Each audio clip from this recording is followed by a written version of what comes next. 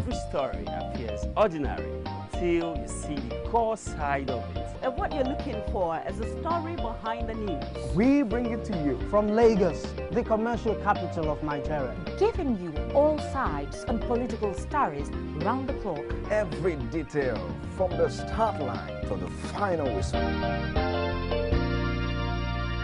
CoreTV News, expanding your view.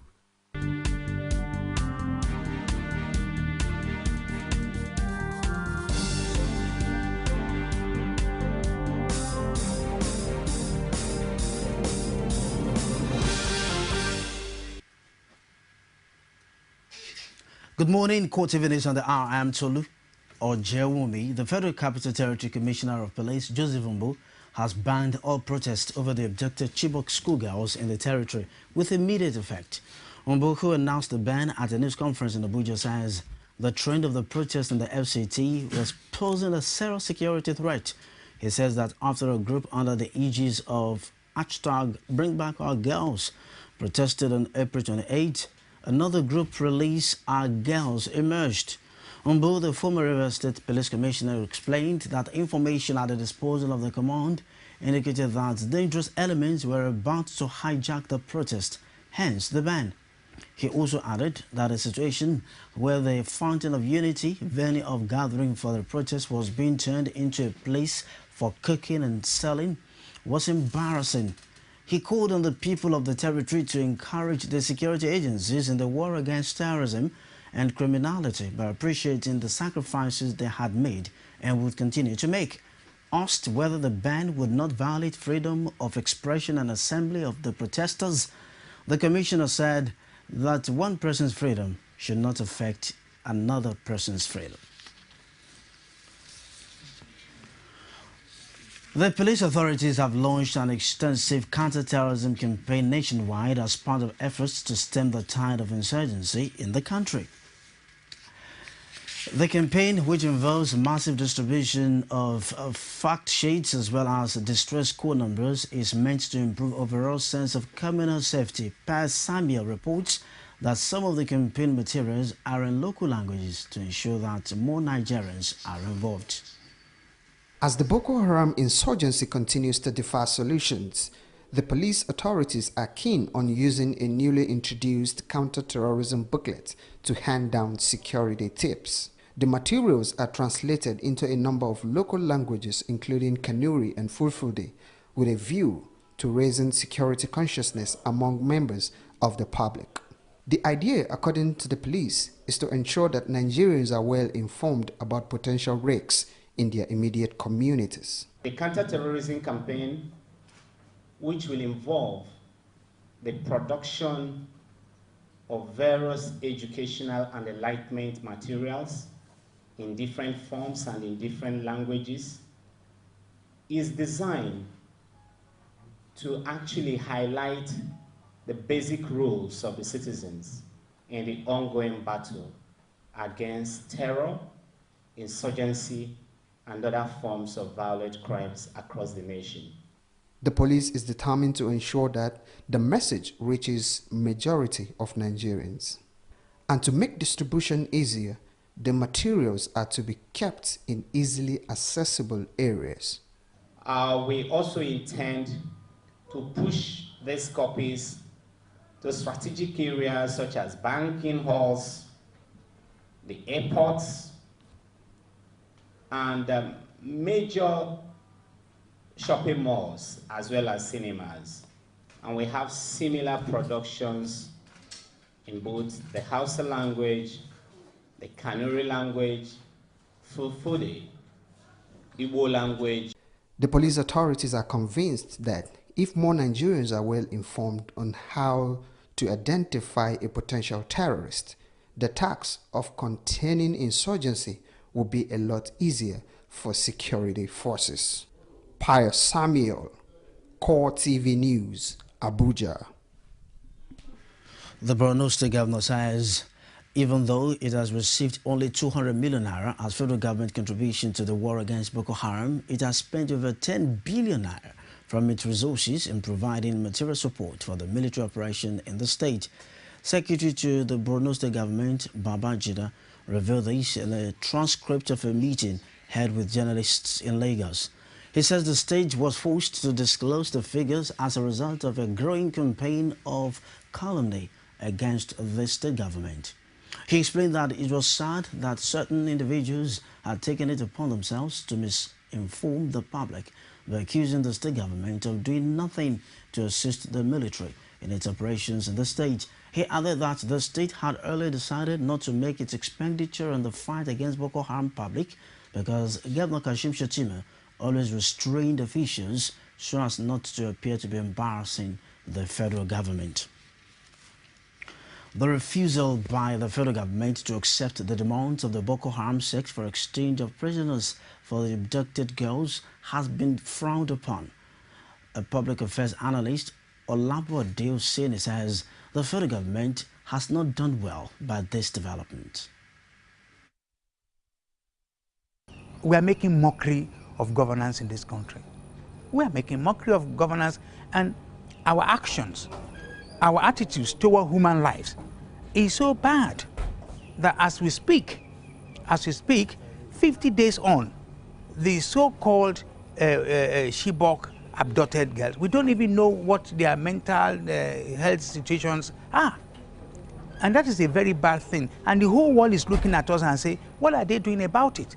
So, and we continue having a government that is contradicting, saying one thing, one person will say one thing, another one will say another thing, and in the process we have three conflicting information that are not helpful to the people.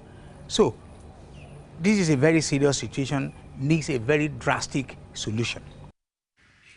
Speaking in the same vein, a legal practitioner, Bosun Oshifora, says the federal government's drag-foot approach to the freedom of the abducted girls is traumatizing. I don't know what the government is doing. This is not the first time. America just did one. Israel exchanged a soldier for 1,200 Palestinian prisoners a couple of years ago. UK gave back al-Maghari, the Libyan, to the Libyan government for economic gains. So why the government is slowing down this thing, where the people have made a definite position that give us our people back, and you take your girls. It's a dereliction of duty on the part of government. I don't know. The government, as far as I'm concerned, have failed in this regard. In a related development, the Nigeria Police Force in Zone 10 has adopted new security measures to prevent the influx of arms into the country through its area of jurisdiction. The police chief in the area, Bala Hassan, who made us known in Sokoto, says the measures would make it impossible for illegal arms importation and other forms of criminality to be carried out in the zone. Competent officers, according to him, have been deployed to border communities in Sokoto, Kebbi and Zamfara states to apprehend any person or group of people engaged in the act.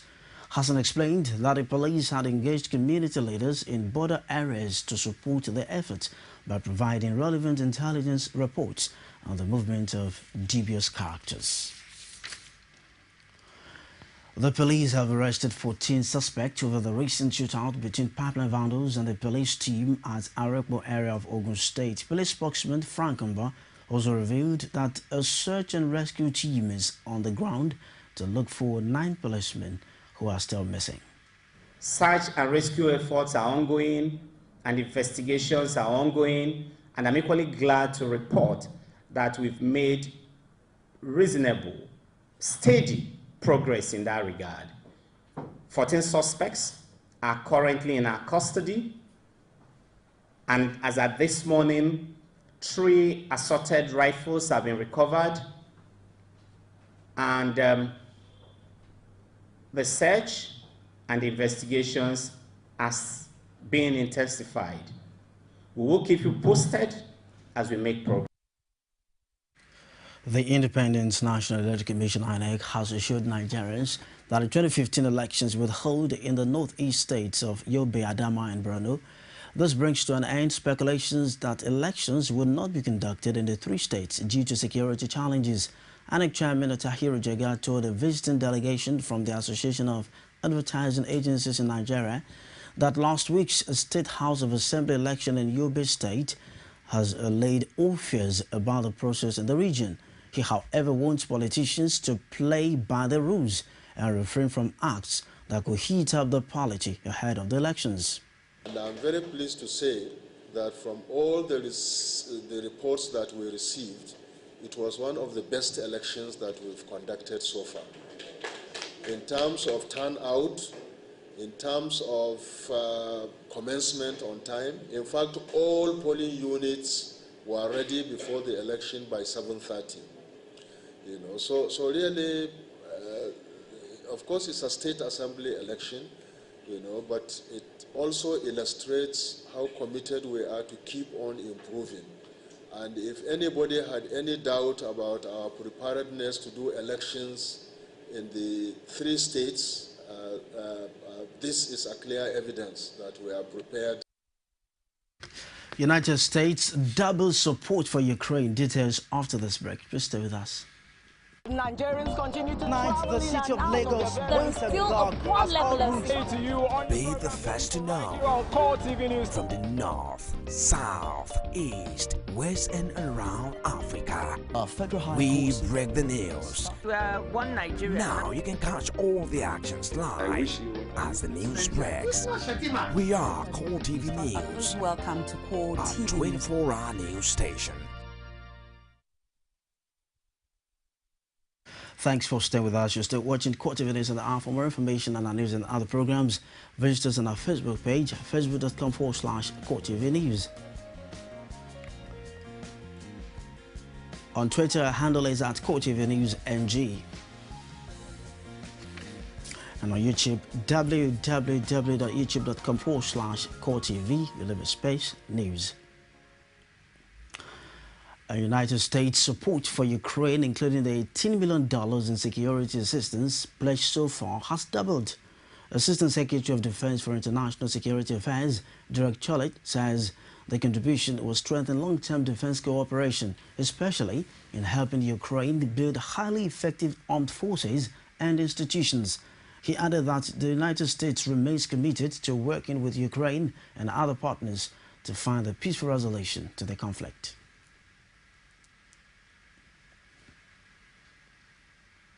Security assistance for Ukraine, and importantly, strengthening our long-term defense cooperation, especially in helping Ukraine build a highly effective armed forces and strengthening its defense institutions. Discussed the ongoing violence perpetrated by Russian-backed separatists in the east, seeking to undermine the democratically elected government of the unified Ukraine. Condemns and rejects Russia's occupation and attempted annexation of Crimea, and remains committed to working with Ukraine and other partners to find a peaceful resolution. That's all. Thanks for watching. I'm Tolu Ojewumi. Good morning. See you again on top of the hour.